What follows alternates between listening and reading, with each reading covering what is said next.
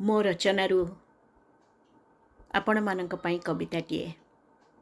କବିତାର ଶୀର୍ଷକ ପାଇବାକୁ ବାକି ଅଛି। କବିତାର ଶୀର୍ଷକ ପାଇବାକୁ ବାକି ଅଛି। ପାଇଛି ମୁଁ ଜୀବନରେ ପୂର୍ଣ୍ଣତା, ଦେଖିଛି ଅନେକ ଉତ୍ତମତା, ଅଶେଷ ମଙ୍ଗଳ ଦାନର ପ୍ରାଚୁର୍ଯ୍ୟ। ପାଇଛି ମୁଁ ଜୀବନରେ ପୂର୍ଣ୍ଣତା, ଦେଖିଛି ଅନେକ ଉତ୍ତମତା, ଅଶେଷ ମଙ୍ଗଳଦାନର ପ୍ରାଚୁର୍ଯ୍ୟତା। ଯେଉଁ ଦିନଠାରୁ ମୁଁ ମୋର ପ୍ରଭୁଙ୍କୁ ଚିହ୍ନିଛି, ତାଙ୍କୁ ମୋ ଜୀବନରେ ଆପଣେଇ ନେଇଛି, ସେହି ଦିନଠାରୁ ମୁଁ ଏକ ସମ୍ପୂର୍ଣ୍ଣ ଭିନ୍ନ ରୂପ। ସେହି ଦିନଠାରୁ ମୁଁ ଏକ ସମ୍ପୂର୍ଣ୍ଣ ଭିନ୍ନ ରୂପ। ତଥାପି ଆଜି ବି ଆଶା ଅଛି, ଆହୁରି ଶ୍ରେଷ୍ଠ ବିଷୟ ଏ ଜୀବନରେ ପାଇବାକୁ ବାକି ଅଛି। ତଥାପି ଆଶା ଅଛି, ଆହୁରି ଶ୍ରେଷ୍ଠ ବିଷୟ ଏ ଜୀବନରେ ପାଇବାକୁ ବାକି ଅଛି। କରିଛି ମୁଁ ଅନୁଭବ ସେହି ଆନନ୍ଦର, ଅନ୍ତରର ନିଭୃତ କୋଣରେ ଉଲ୍ଲସିତ ମହକର। ଯେଉଁଦିନ ବହିନେଲେ ଯୀଶୁ ପାପ ସବୁ ମୋର,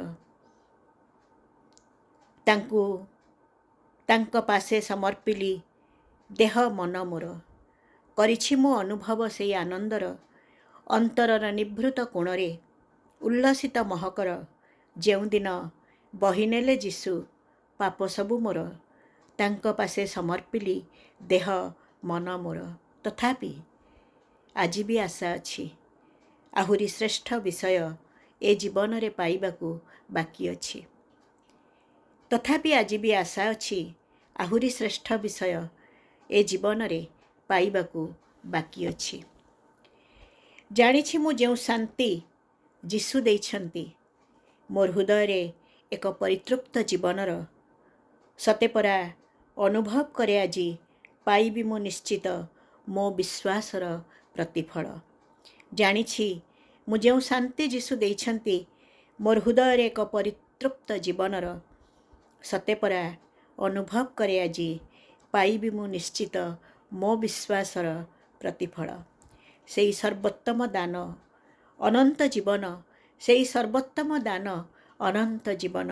ତଥାପି ଆଜି ବି ଆଶା ଅଛି, ତଥାପି ଆଜି ବି ଆଶା ଅଛି, ସେହି ଶ୍ରେଷ୍ଠ ବିଷୟ ଏ ଜୀବନରେ ପାଇବାକୁ ବାକି ଅଛି।